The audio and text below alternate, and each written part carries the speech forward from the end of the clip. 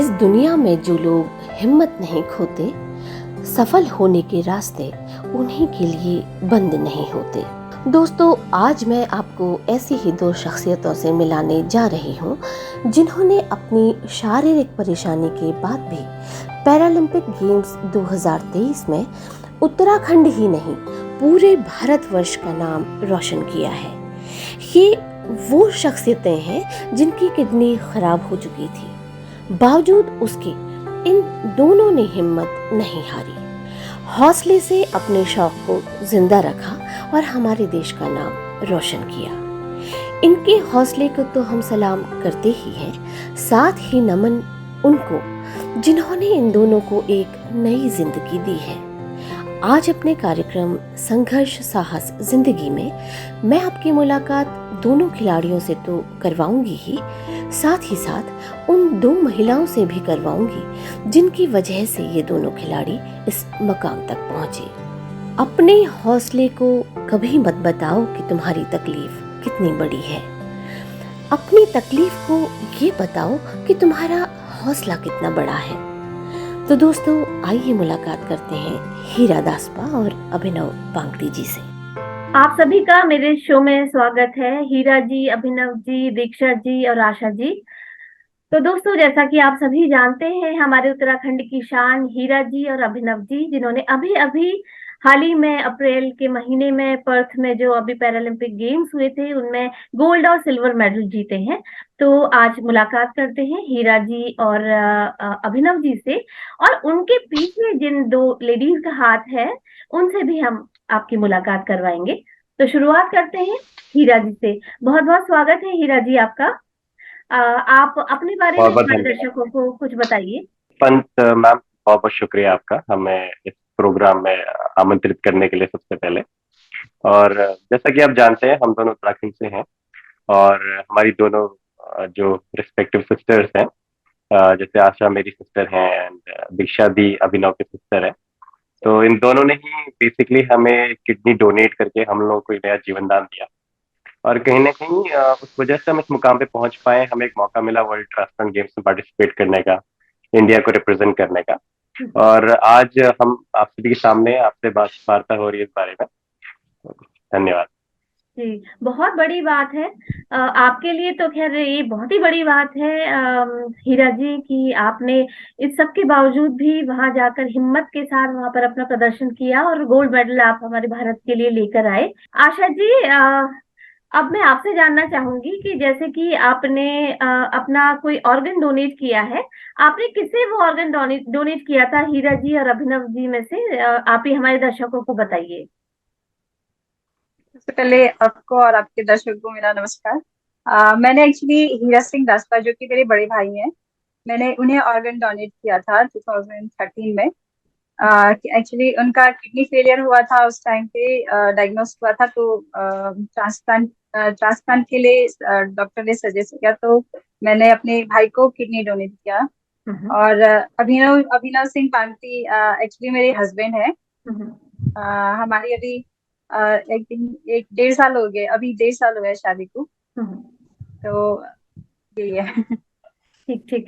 तो आपकी शादी के बारे में भी न्यूज़पेपर में हमने पढ़ा था कि किस तरीके से आप लोगों की शादी हुई थी। तो अब मैं आऊंगी दीक्षा जी आपके पास। अब आप अपना हाँ जी। रिलेशन बताइए और किस तरीके से आपने ऑर्गन डोनेट किया उसके बारे में बताइए। हाँ, मैं अभिनव की बड़ी सिस्टर हूँ।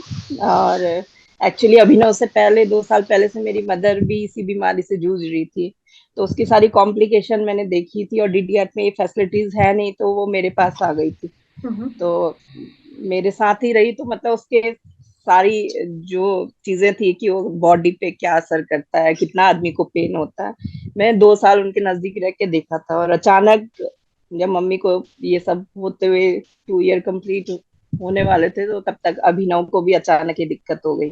तो टाइम बहुत अजीब सा था। लेकिन मम्मी को देखने के बाद मेरे को ये लगता था कि मैं अपने भाई को शायद इस हालत में तो नहीं देख सकती। तो मतलब इस बीमारी से मैं इंट्रोड्यूस मम्मी की वजह से हो चुकी थी, तब से मैं इसके बारे में पढ़ रही थी। तो अपने भाई को इतने यंग एज में इस तरह से तो देख नहीं सकती थी। तो फिर मैंने इसीलिए ये डिसीजन लिया, क्योंकि मम्मी तो हमारी सरवाइव नहीं कर पाई डायलिसिस पे ज्यादा। तो बस मैं चाहती थी मेरे ब्रदर के पास अभी पूरी बहुत लाइफ है और अच्छे हेल्दी रहे और अभी पूरी लाइफ एंजॉय करें। तो फिर जितना मैंने स्टडी किया तो मुझे ट्रांसप्लांट ज्यादा बेस्ट लगा और पापा को मैंने बोला कि मैं डोनेट करना चाहती हूँ। नहीं, बहुत बड़ी बात है और बहुत अच्छी बात है ना। और अभी मैं जो कि देख रही हूँ, आप चारों देखिए सिंगल किडनी है चारों, तो लेकिन उसके बावजूद भी चारों ही इतने पॉजिटिव हैं आप लोग, तो आपको तो सैल्यूट है। और लाइफ में पॉजिटिविटी होना बहुत जरूरी है क्योंकि हमें बहुत खुद नहीं जरूरी पता है, कि बहुत आगे जरूरी है, बहुत जरूरी है। अभिनव जी, अब मैं आपसे क्वेश्चन करना चाहूंगी कि जी आप पहले ये हमें बताइए कि स्कूलिंग आपकी कहाँ से हुई और कैसे स्पोर्ट्स में आपका इंटरेस्ट कैसे जागा।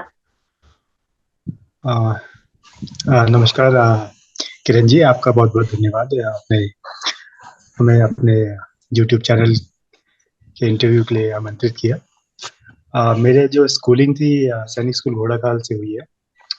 सैनिक स्कूल घोड़ाखाल से पहले से ही मैं स्पोर्ट्स में था।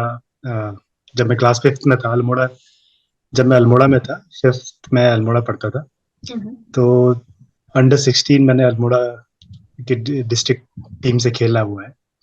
तो बचपन से स्पोर्ट्स में बहुत लगाव था, तो अभी भी वही चीज आफ्टर ट्रांसप्लांट परस्यू कर रहा हूँ। नहीं, ये भी बहुत बड़ी बात है कि आफ्टर ट्रांसप्लांट परस्यू करना ना। तो किस तरीके के चैलेंजेस आते हैं अभिनव जी अब इसके बाद, ट्रांसप्लांट होने के बाद। ट्रांसप्लांट होने के बाद चैलेंजेस, मुझे मुझे लगता है कि चैलेंजेस तो इतना कुछ है नहीं। Hmm it's on all your mind. Hmm but ये है कि हमारी मेडिसिन जो है वो लाइफ टाइम चलती है, और बस स्टार्टिंग में थोड़ा सुनने को मिलता था कि यार इसका ट्रांसप्लांट हुआ है, यार बेचारा है, कैसे जिएगा। तो बस वही प्रॉब्लम आई, बाकी तो मेरे फैमिली सपोर्ट रहा है हमेशा। तो ऐसा कभी फील हुआ नहीं मुझे कि मेरा ट्रांसप्लांट हुआ है। मैं अभी भी अपने को सुपर फिट समझता हूँ और शायद हूँ भी। बहुत अच्छी बात है। देखिए, आपने वो बेचारा जो आपको बोला जाता था, है ना, उसको सोच कर कि जी नहीं, मुझे बेचारा नहीं बनना है ना, आज एक चैंपियन बन के दिखा दिया और हमारे उत्तराखंड का आज नाम रोशन किया है आपने। तो हीरा जी, अब मैं आपसे पूछना चाहूंगी कि आप किस तरीके से इस स्पोर्ट में आए। मैम, जैसे अभिनव ने बताया वो सैनिक स्कूल से पढ़े हुए हैं, तो मैं इनका सीनियर हूँ बेसिकली। तो मैं भी सैनिक स्कूल घोड़ाखाल से ही पढ़ा हुआ हूँ। तो फॉर्चुनेटली कहीं ना कहीं जो हमारी स्कूलिंग हुई है वो काफी डिसिप्लिन्ड वे में हुई है, क्योंकि सैनिक स्कूल है और वहाँ पे अगर आप शारीरिक परिश्रम कहिए या फिर आप कहिए कोई स्पोर्ट्स है, तो उसमें बहुत ही ज्यादा जो देखिए लगाव भी एक चीज है, परंतु स्कूल की तरफ से बहुत सपोर्ट मिलता है। तो कहीं ना कहीं वहीं से ही हम लोग काफी डिसिप्लिन्ड है, पॉजिटिव है लाइफ के प्रति। स्पोर्ट्स के लिए हम लोग आगे आने के लिए हमेशा तैयार रहते हैं। तो कहीं ना कहीं वहीं से स्पोर्ट्स में हम लोग आगे बढ़े और आज भी परस्यू कर रहे हैं, जैसा अभिनव ने बताया।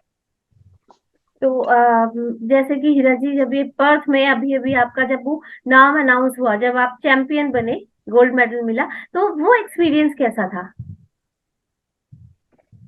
वो एक्सपीरियंस एक्चुअली सही बताऊं तो बहुत ज्यादा खुशी थी, क्योंकि एथलेटिक्स के अलावा भी बाकी चीजों में भी पार्टिसिपेट किया था। बैडमिंटन में भी किया था और एथलेटिक्स में 1500 मीटर्स में भी किया था, तो जेवलिन में किया।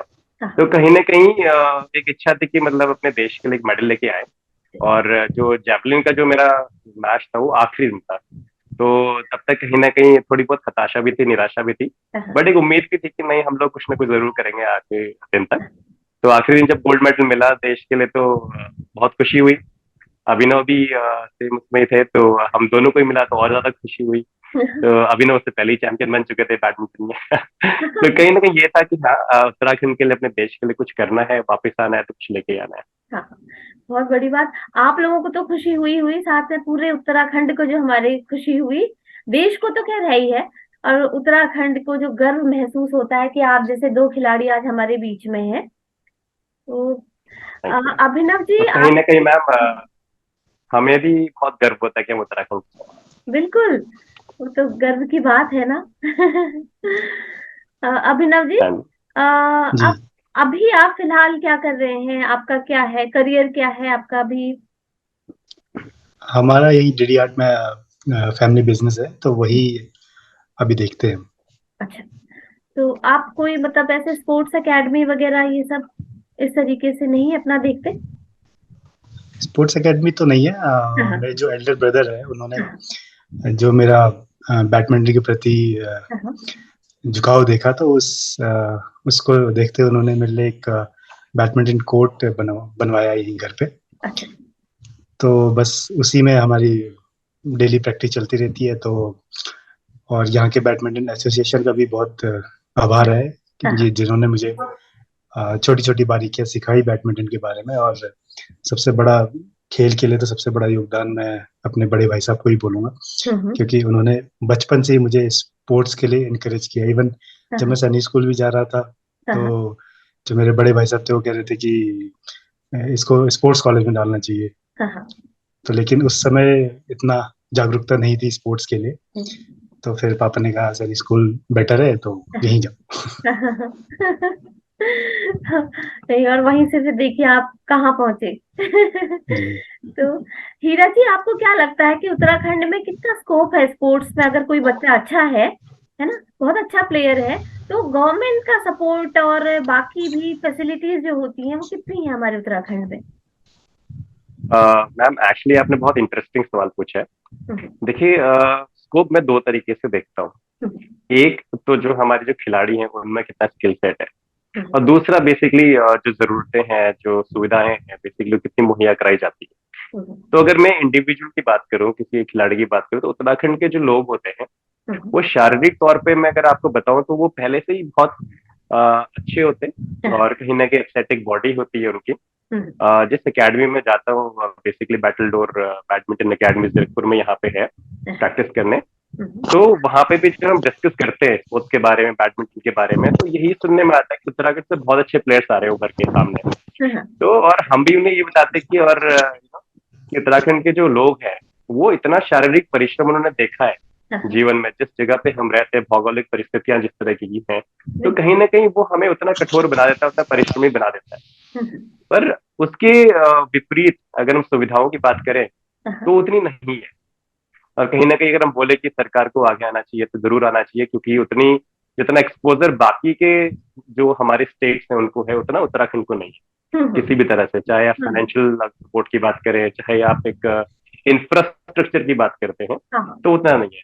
और अगर जिस दिन ये हो जाएगा, मुझे लगता है कि देश में सबसे ज्यादा एथलीट्स या खिलाड़ी जो है उत्तराखंड से ही आए, चाहे वो कोई भी फील्ड हो। मतलब एथलेटिक्स में चाहे क्रिकेट बोलिए, फुटबॉल कहिए, या कुछ भी, कोई भी स्पोर्ट्स कहिए आप। शायद मुझे भी ये लगता है, मेरी भी काफी स्पोर्ट्स पर्सन से बात हुई है अपने इंटरव्यू के सिलसिले में ना, मुझे भी ये लगता है कि शायद ये जो है फैसिलिटीज जो है बच्चों के लिए, उसकी तो कमी है ही है कहीं ना, और यही वजह है कि उन्हें अदर स्टेट से जाके खेलना पड़ता है। ये भी बहुत बड़ा एक रीजन है। जी जी जी। तो हीरा जी, अभी आपका प्रेजेंट में क्या है? आप जॉब में हैं या फिर आपका अपना पर्सनल कुछ स्पोर्ट्स से रिलेटेड कुछ है? मैम एक्चुअली ट्रांसप्लांट के बाद दुनिया मेरे थोड़ी बहुत बदल गई थी। तो ट्रांसप्लांट से पहले मैं काम करता था basically as a national head एक ई लर्निंग ऑर्गेनाइजेशन में। उसके बाद बेसिकली हमने एक छोटा सा स्टार्टअप शुरू किया जो भी ट्रांसप्लांट पेशेंट्स के इर्द गिर्द है। तो में हम लोग बेसिकली ट्रांसप्लांट पेशेंट्स की हेल्प करते हैं। कुछ उनके फिजिकल टेस्ट होते हैं, और कुछ उनको जानकारियां मुहैया करानी है, या कुछ भी है डॉक्टर कंसल्टेशन, तो उस तरफ काम करते हैं फिलहाल। अच्छा, ये तो बहुत ही तो कहीं ना कहीं अभी भी लोग से जुड़े हुए हैं। जी जी जी, तो बहुत ही बड़ा काम आप कर रहे हैं हीरा जी, क्योंकि बहुत अच्छी बात है। जी जी जी। और अभिनव, आपके फ्यूचर के लिए क्या प्लान है?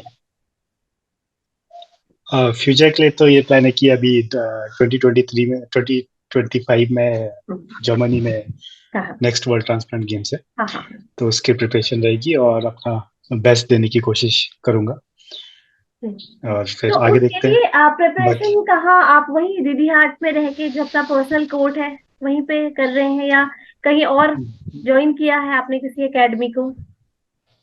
नहीं, जो घर पे पर्सनल कोर्ट है वहीं करते हैं, क्योंकि जैसे हीरा जी ने बताया कि हमारे उत्तराखंड में प्लेयर्स तो काफी अच्छे हैं, लेकिन फैसिलिटी मेन चीज वही फैसिलिटी और इंफ्रास्ट्रक्चर। इवन जब मैं यहाँ उत्तराखंड के एक स्पोर्ट्स के हायर ऑफिशियल्स के पास गया रिगार्डिंग दिस ट्रांसप्लांट गेम्स, उनको बताया कि ऐसा ट्रांसप्लांट गेम्स होता है और मुझे कुछ हेल्प चाहिए जैसे ट्रेनिंग के लिए और स्पॉन्सरशिप के लिए। तो वो खुद बोलते हैं कि हम अपने एथलीट्स को ही इतना स्पॉन्सर नहीं कर पाते, वो खुद ढूंढ के लाना पड़ता है एथलीट्स को अपने लिए स्पॉन्सर, तो हम आपको कैसे देते।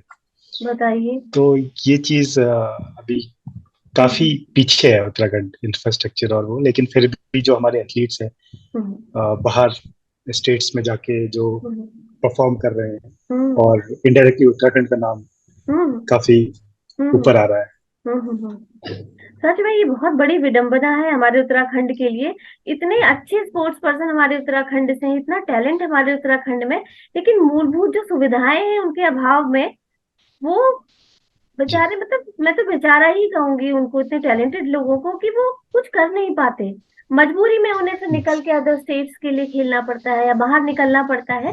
अगर ये सारी फैसिलिटीज हो तो पता नहीं कितने और जेम हमारे उत्तराखंड से निकल के आए। तो आप हीरा जी गवर्नमेंट को कुछ कहना चाहेंगे इस रिगार्डिंग कि स्पोर्ट्स के लिए कुछ एक्स्ट्रा किया जाए उत्तराखंड में? मैम मुझे लगता है कि गवर्नमेंट को आगे आना चाहिए। फाइनेंशियल सपोर्ट है या इंफ्रास्ट्रक्चर सपोर्ट है, यानी कि जैसे ट्रेनिंग है, कोचेस हैं डेडिकेटेड, तो इस तरह के जितने भी गेम्स है, चाहे पैरालंपिक्स है या फिर ये वर्ल्ड ट्रांसप्लांट गेम्स है, तो इनमें जितने भी खिलाड़ी भाग लेते हैं उन सभी को उनको सपोर्ट करना चाहिए जिस भी लेवल पे हो सके। देखिए अगर आर्थिक लेवल पे नहीं भी करते हैं तो आगे आगे आए, ट्रेनिंग सेंटर ट्रेनिंग किसी न किसी तरीके से मुहैया कराए या एटलीस्ट उसको सपोर्ट करें, क्योंकि उत्तराखंड के लोगों की बात करें तो बहुत ज्यादा सपोर्ट है। देखिए आज की तारीख में आई थिंक अभिनव और मुझे उत्तराखंड में सभी से इतना प्रोत्साहन मिलता है। कहीं ना कहीं सरकार अगर आगे आ जाए तो मुझे लगता है कि आने वाले समय में भी हम लोग काफी सारे मेडल्स लेके आएंगे और देश का नाम ऊंचा करेंगे। बिल्कुल बिल्कुल। अभिनव, मैं आपसे पूछना चाहूंगी कि आप जैसे अभी जो बच्चे हैं स्पोर्ट्स को अपना करियर बनाना चाहते हैं, तो उनके पेरेंट्स को आप क्या एडवाइस देना चाहेंगे कि किस तरीके से वो गाइड करें अपने बच्चों को कि अच्छे स्पोर्ट्समैन के रूप में आगे चल के निकल के आए? हाँ देखिए, आजकल हमारी जो कंट्री है उसमें स्पोर्ट्स कल्चर थोड़ा बहुत बढ़ रहा है। जैसे आप देखेंगे IPL हो गया, ISL हो गया, तो इन सब चीज को देखते हुए पेरेंट्स सिर्फ जैसे आजकल हमारी सोसाइटी में कि बेटा क्या बनोगे, डॉक्टर, इंजीनियर, फौज में जाएंगे, बस 3-4 ही ऑप्शन रहते हैं। तो बट आज का जो हमारी कंट्री है आजकल काफी ओपन माइंडेड हो गई है। तो स्पोर्ट्स के लिए भी मैं पेरेंट्स को यही बोलूंगा कि आपके जो बच्चे हैं अगर किसी भी स्पोर्ट्स में उनको इंटरेस्ट है तो उन्हें रोकिए मत, आगे बढ़ाइए। जब तक पेरेंट्स का सपोर्ट नहीं रहेगा तो शायद बच्चा आगे नहीं बढ़ सकता, क्योंकि पहली सीढ़ी पेरेंट्स ही होती है। अगर पहले स्टार्टिंग में पेरेंट्स बोल देंगे कि नहीं तुम्हें बस पढ़ना है, स्पोर्ट्स में कुछ नहीं करना, तो बच्चा आगे बढ़ जाएगा। तो पेरेंट्स को फुल सपोर्ट देना चाहिए। साथ में पढ़ाई भी जरूरी है लेकिन स्पोर्ट्स भी उतना ही जरूरी है। तो आप सभी का बहुत बहुत धन्यवाद मेरे इस कार्यक्रम में आने के लिए। और हीरा जी और अभिनव जी को मैं आने वाले पैरालंपिक गेम्स के लिए बहुत बहुत शुभकामनाएं देती हूँ और उम्मीद करती हूँ कि उसमें भी आप इसी तरह हमारे उत्तराखंड का नाम रोशन करके आएंगे। और मेरा अगला इंटरव्यू फिर दोबारा से किरण पंत ऑफिशियल पे आप लोगों के साथ होगा, और साथ ही दीक्षा जी और आशा जी, जिनकी वजह से ये दोनों शायद आज यहाँ पर हैं और इस मुकाम पर पहुंच पाए हैं। तो आप लोगों को तो बहुत बहुत, जितनी आप लोगों की तारीफ की जाए उतना कम है। और इस सपोर्ट के लिए तो शायद अभिनव और हीरा जी भी आप लोगों को हमेशा ये मानेंगे कि जो है आप लोगों की बदौलत है। और मुझे ये बहुत अच्छा लगा जब मेरी अभिनव से बात हुई तो अभिनव ने ये बोला कि मैम आप ना जो हम जिनकी वजह से हैं आज, जो डोनर हैं, आप उनको भी इसमें लेकर आइए। तो ये बात मुझे अभिनव की बहुत अच्छी लगी। और तो मैं आगे भी उम्मीद करती हूँ आप लोगों की जो बॉन्डिंग है चारों की, ये हमेशा इसी तरह से बनी रहे, डोनर और रिसीवर की, और आपस का जो रिलेशन है वो ऐसा ही स्ट्रांग रहे। आगे चलकर हीरा जी और अभिनव जी आप हमारे देश का नाम इसी तरह रोशन करते रहें। तो इसी आपको बहुत ही सारी बेस्ट विशेष है और जल्दी आप लोगों से दोबारा मुलाकात होगी। बहुत बहुत धन्यवाद आप सभी का। Thank you so much. शुक्रिया मैम, थैंक यू।